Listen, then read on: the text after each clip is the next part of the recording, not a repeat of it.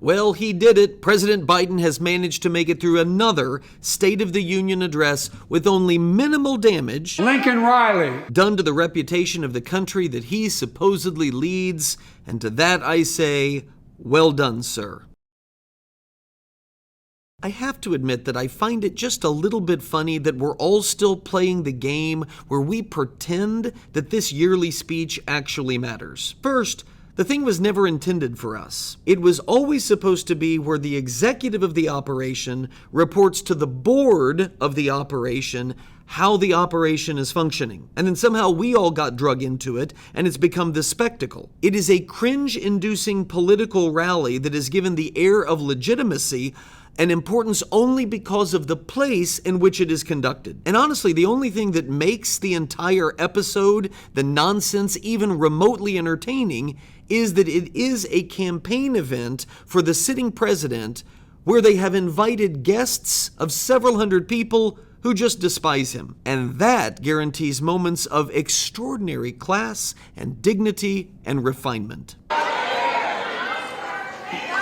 Why are we still doing this? Nothing is ever accomplished as a result of these things. No average American cares about it at all, and before you say that's a problem, that people don't take an interest in their government, let me remind you that these things have nothing to do with us. They have everything to do with self-important politicians acting self-important. But amazingly, there's something worse than the speech itself, and that's all the spin of the speech that follows. Responding to critics of Biden's address, the former president of the Christian relief organization called World Vision, his name is Richard Stearns, said this: "One of the best State of the Unions ever.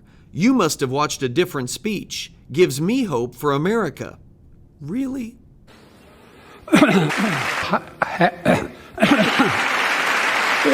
family for those farms and their children. They have children to instigate the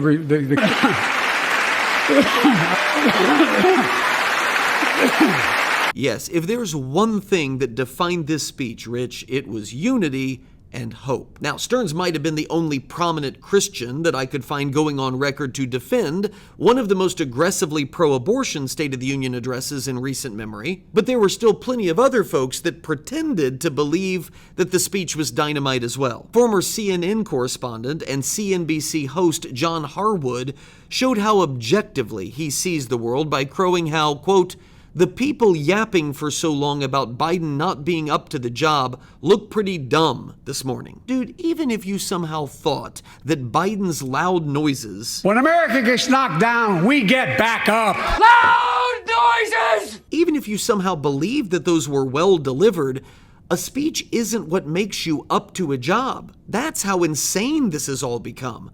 Oh, sure, we have staggering inflation and loss of purchasing power and looming recession fears and international crises and high interest rates and general malaise throughout the entire country. But did you see the way that Biden looked at Marjorie Taylor Greene last night when he walked into the chamber? Oh, you go, boy. The look of surprise on your face when you walked into the chamber and you saw Congresswoman Marjorie Taylor Greene, it was priceless. You feigned shock at seeing her. We just aren't a serious country. I mean, you can even look at those on the other side. Let's not pretend that Republican Senator Katie Britt did them any favors either, delivering a rebuttal to Biden's address that looked far more like an audition tape for the local Civic Theater's production of Hamlet than it did any reasonable response to anything. Our country can do better.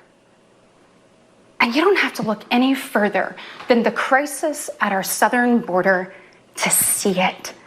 Geez, so please, for the love of all that's holy, let's let this be the last one. The best thing for the state of our union is no more State of the Unions.